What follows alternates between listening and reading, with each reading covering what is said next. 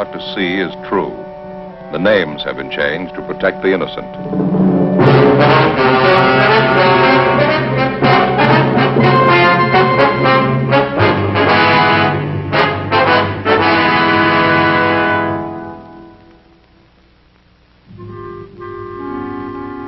This is the city. Like a great many coastal towns, Los Angeles has a wide variety of beaches.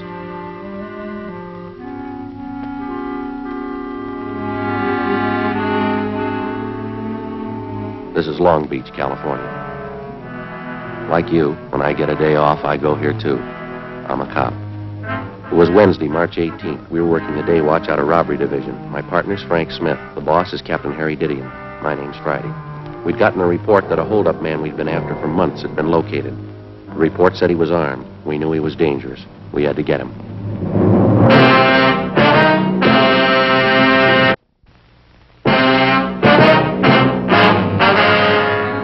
How's the coffee, Joe? Fine, I brought some back for you. Slats? Joe? Where's Tom? Checking out some tear gas equipment. Figured we might need it. You confirm that address? Yeah, 2100 Buchanan Avenue, corner house. Hi, Skipper. You know what to do when you get out there. Don't take any chances. He's alone in the house, is that right? Supposed to be, yeah. They won't give you much of a break. What do you mean? Heavy on guns, 2 revolvers and a hunting rifle. Not afraid to use them either. Be careful. Right. Judge? Right. Yeah, let's go. See you later.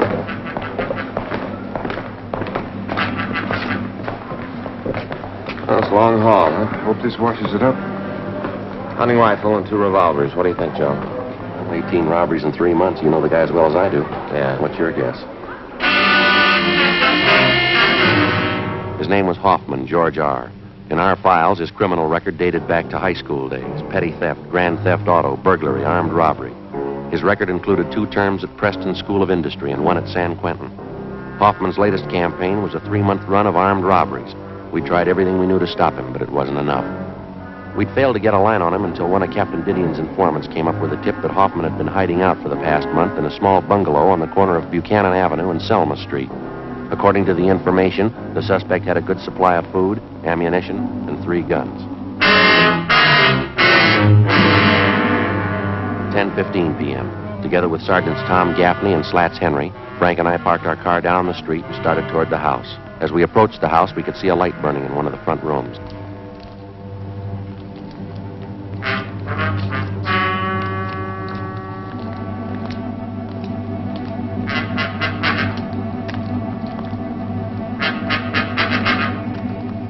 All right, Slats, you and Tom want to cover the back? Right, Joe. Let's go, Tom.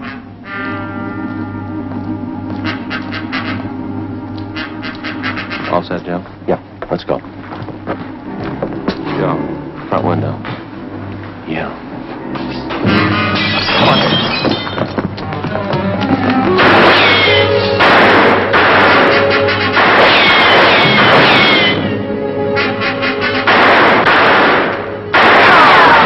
All right, Hoffman, come on out of there.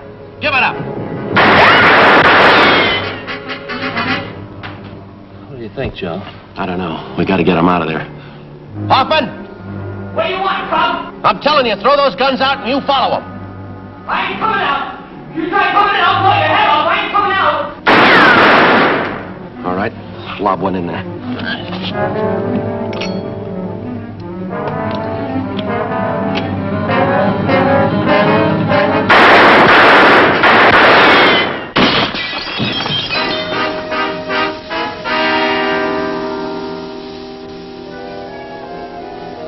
What do you think, Joe?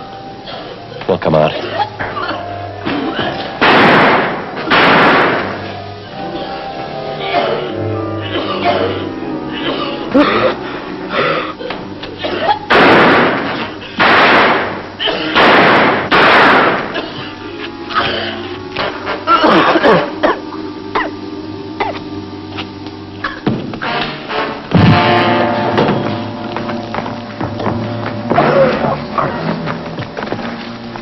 All right, come on, Hopper. On your feet. Come on, get up.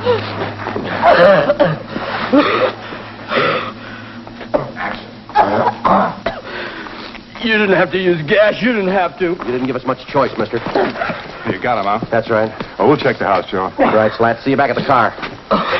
Who told you? Who gave you the tip? What's the difference? Should have made it easy enough for you. Might as well open the door and let you in. Yeah, that's right. Come on, let's go. Lousy deal. I'll find out who did it. Takes me 10 years, I'll find out. I wouldn't make book on that, mister. What do you mean? You might be a little busy for the next 10 years.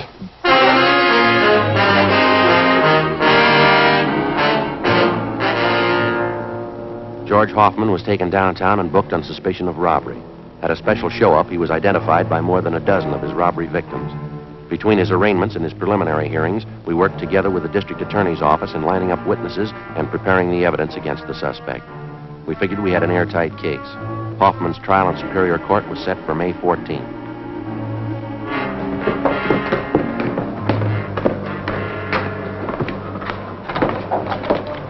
Hi, Joe. Oh, hi, Slats. What's doing? Still arraigning Hoffman? Yeah. What happened to your eye? How about that? I'll never live it down. Let me see. First real black eye I ever had. Had bruises, you know. They hurt, believe me. Well, how'd it happen? Every week, Gaffney and I go up to the neighborhood boys' club after work to help coach the kids at sports, you know. Yeah, I know. Last week we had boxing lessons. I was coaching this one youngster. Turned out to be a lot quicker than I thought. He really connected. Well, I guess everybody's heard the story by now, huh? Just about. Gaffney took care of that. Captain called me in this morning asking me if I wanted to file assault charges against the kid. Big joke. Never fails. You still coaching up there? Not this week. Kids are supposed to get lessons in wrestling. I'm not taking any chances. Yeah? They've been watching television for months. See you later, huh? Right, Slats. Put your coat on, Joe. Why, what's doing? George Hoffman. Yeah? Just broke jail. The morning of his escape, Hoffman was scheduled to appear in Superior Court for trial. According to routine, he was taken from his county jail cell on the 12th floor of the Hall of Justice and escorted to the jail shower room on the 14th floor. There, he was to take a bath and change to his civilian clothes for his appearance in court. While he was in the shower room, he turned on the hot water faucets, filling the room with steam to hide his actions from the guard. He succeeded in forcing his way through a door, up the stairs, and got to the roof of the building. Realizing that he couldn't escape down through the building, he dropped over the edge of the roof, down 18 feet, landing on top of a ventilator shaft. From there, using the metal flanges on the shaft, he climbed 7 stories down the outside of the building. At the 8th floor, he kicked open a window and got inside an office of the building. He slugged a bailiff who tried to stop him, and then he ran down the remaining flights of stairs into the street and disappeared into the crowd. 20 minutes later, he robbed a dentist's office at 3rd and Los Angeles Streets and got away. Police and sheriff's deputies covered the city for him. Frank and I were among them. 11:55 p.m. We checked back into the office. Hi, Skipper. How about Hoffman? Anything new? Nothing. Not a trace of him. He must have a good friend someplace in town. Everything's covered. His friends, relatives, his hideout, everyone he knows, every place he's ever been. We plugged every loophole we can think of. The depots, terminals, the airports. Still no trace of him. I don't know.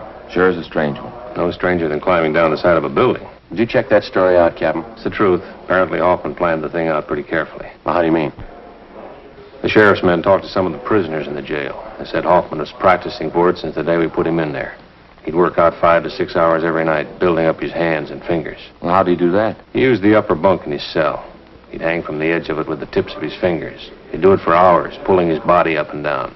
He made little grooves in the wall, dug his fingertips into them. Prisoners say he got so he could hold himself up like that 10 minutes at a stretch. That's pretty amazing. Robbery, did he? Yeah, little John. I sent him out about 10 minutes ago to relieve you. Should be there any minute. Right. What about our schedule, Skipper? As far as I know, we'll go all night on this. Sheriff's office is the same. Uh-huh. You two were relieved at 11:30. Better check back in here at 5:30 a.m., okay? Right. Hot shot. I'll get it.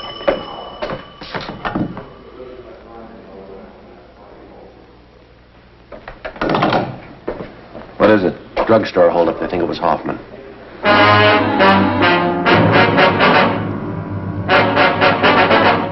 The scene of the holdup was the Rex Lake Pharmacy on the corner of Pico Boulevard and Pine Lake Street.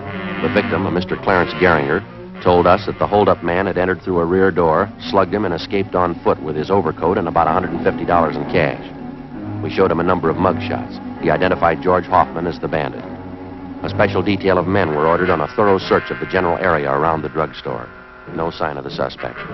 The citywide Dragnet continued all that night and into the next day. No developments. The search went on. A week passed.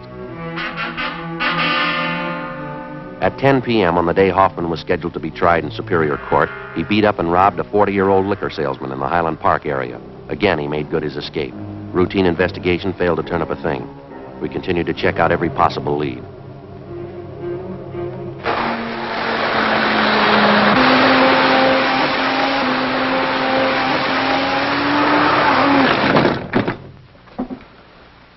Look at that. That's a bad one. Yes, sir, it sure is. That pretty little mess is going to cost me 15 brownies. Brownies? Brownies, railroad demerits. Oh. Gee, now I won't be able to go to the convention in Cleveland. They won't let me in. Oh, that's too bad. That's all right. I ain't got the money to go anyhow. Yes, sir. Now, this fellow you say you saw last night, Townsend, are you sure it was Hoffman? You betcha. I saw his picture in the paper when he climbed down and escaped. I don't say I'm positive it was him, but I'm dandy on faces. Maybe the whole system was out of kilter. Oh, there's a good reason for it, of course. The whole railroad just needs a complete overhauling. Way overdue. Wonder if you'd mind checking through these pictures, Mr. Townsend. Well, not at all.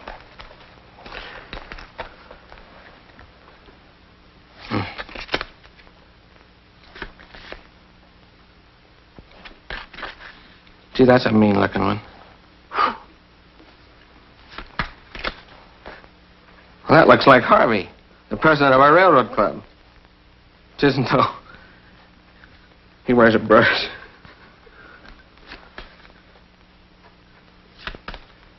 That's the one. That's him. Am I right? Yes, sir, that's Hoffman. Do you happen to know where he's staying? Yes, an auto court on Royal Oaks Avenue. He's been there for a month. Say, Sergeant, if you find out it really is this Hoffman, don't tell Mrs. Cox at the auto court. It'd just break her heart. That's so? She's sort of an amateur detective. She thinks she knows faces better than I do.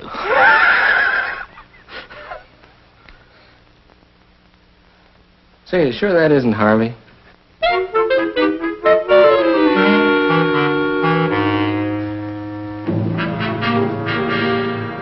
After we left Roy Townsend, we called the office and filled them in. Captain Didion called Pasadena and notified them. Then we drove out to the auto court in which the suspect was reportedly seen. Yes, you want something? Yes, ma'am. You Miss Cox?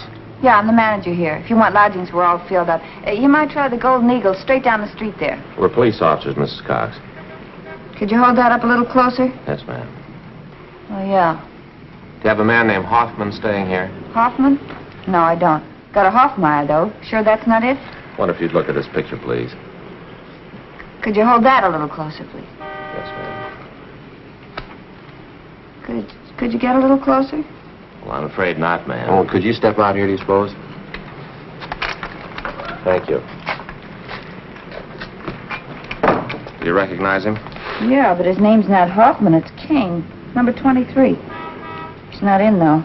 Left about an hour ago. That's so? Yeah.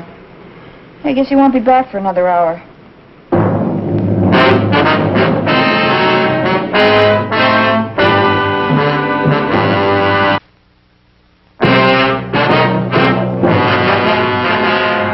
Before going on stakeout at the auto court where George Hoffman was registered, Frank put in a call to the office.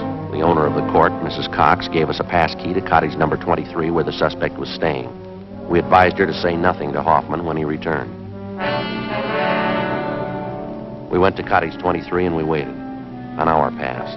Hoffman failed to show. Another hour went by. Still no sign of him.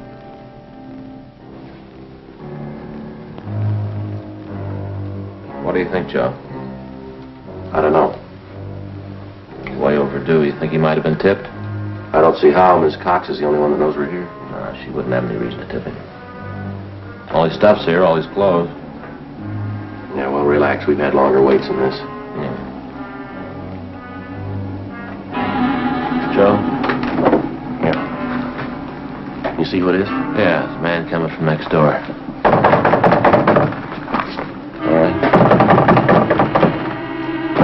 Yeah? Your new telephone directories. Oh, thanks. Anything wrong? No, everything's all right. Put him right there on the porch. You betcha. Telephone directories. Yeah.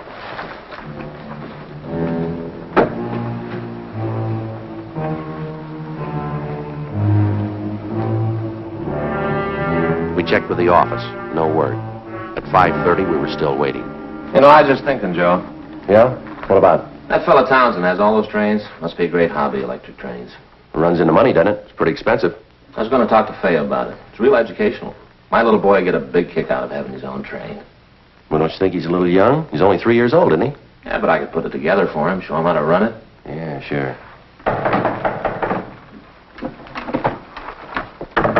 Officers, it's me, Mrs. Cox. Oh, my. Oh, I'm sorry, Miss Cox. Yeah, well, I'm sorry to bother you, but your office just called. They wanted me to give you this. All right. Thank you very much, ma'am. Hope everything's all right. Yes, everything's fine. Thank you. Well, I'll be in my office if there's anything you want. Yes, ma'am. Thank you. What is it? It's from Didion. Yeah. We just picked up Hoffman 10 minutes ago.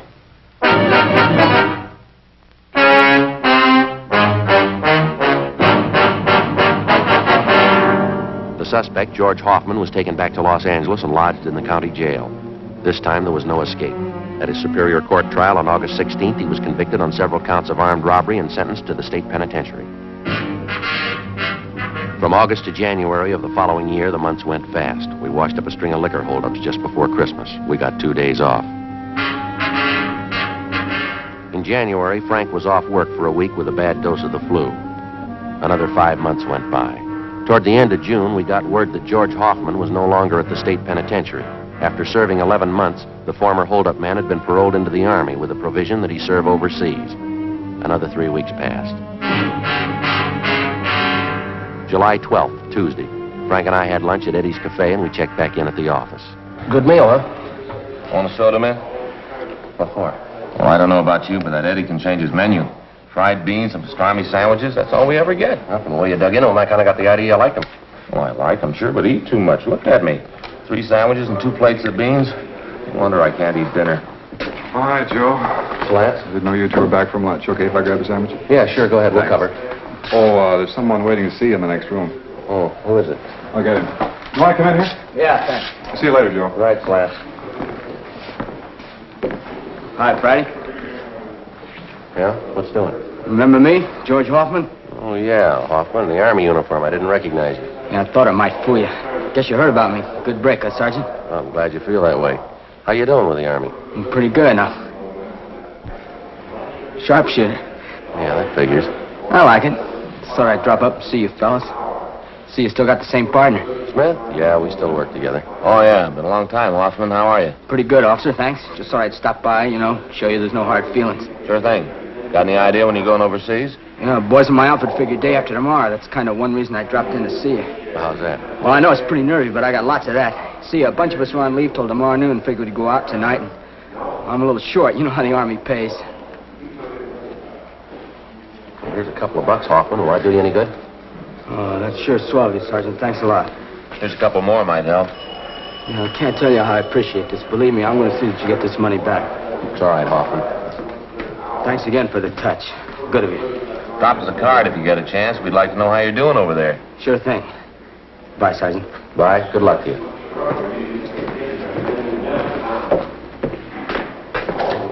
Thanks again for the money. Don't mention it.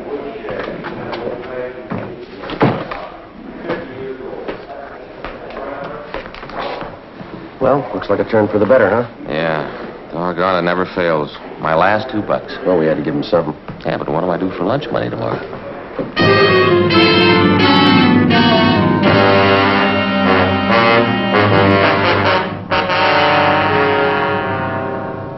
$2 p.m. We drove out to the Wilshire district to interview a victim of a recent drugstore holdup. 4 p.m. We brought him back downtown and took his statement. 4:30 p.m. Friday?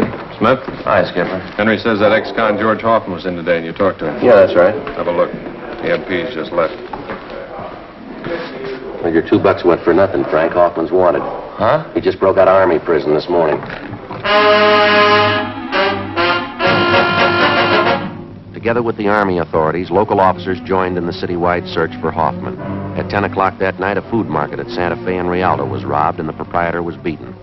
From our mug shots, the victim identified Hoffman as the holdup man. Shortly after midnight, a drugstore on Crenshaw was held up. Hoffman was again tabbed as the suspect. The next 2 days, the search was intensified. No leads.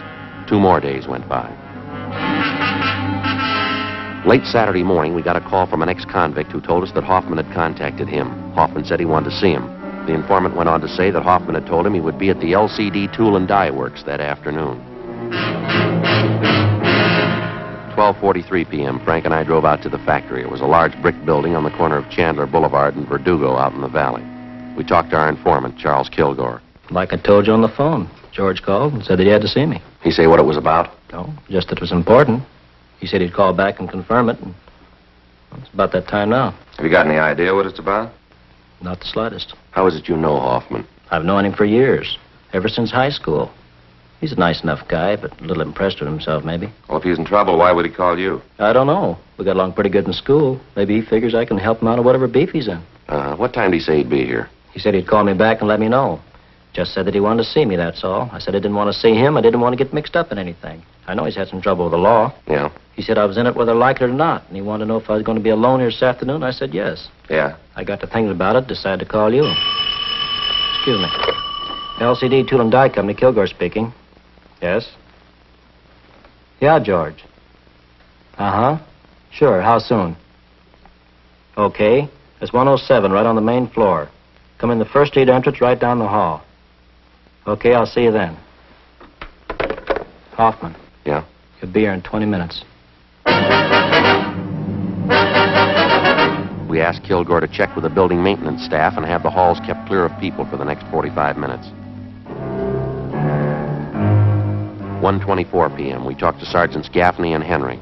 They left to cover the rear of the building. Cars in the area had been alerted, and a description of Hoffman had been broadcast to all units. In the event they saw Hoffman, they were to keep him under surveillance, but not to attempt to apprehend him. We waited. 1:30 p.m.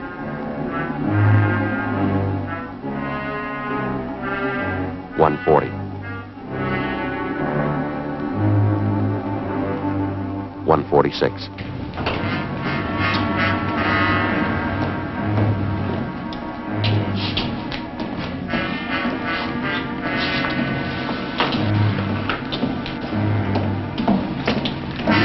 All right, hold it up, Hoffman.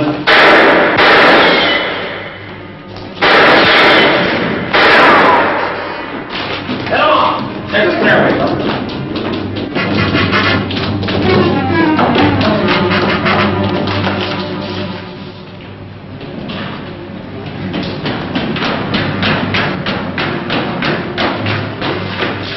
I'll head him off this way, Joe. All right, Slats, careful.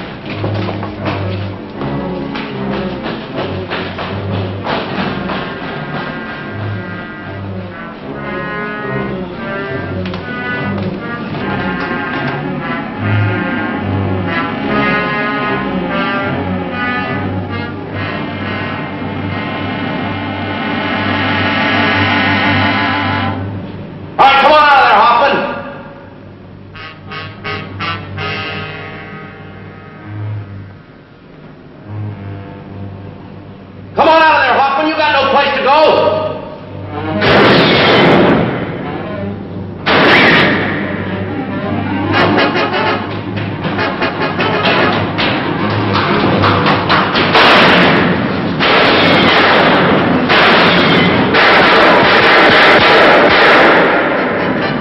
Don't get him on him, kid! Throw that gun out here.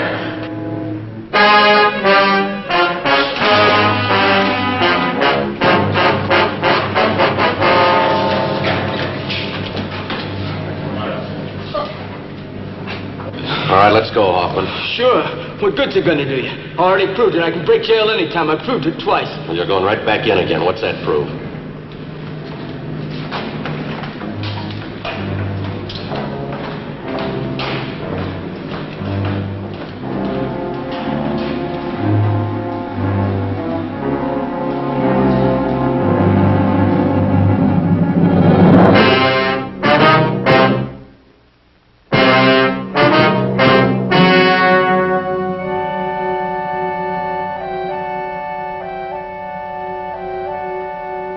On October 8th, trial was held in Department 89, Superior Court of the State of California, in and for the County of Los Angeles. In a moment, the results of that trial.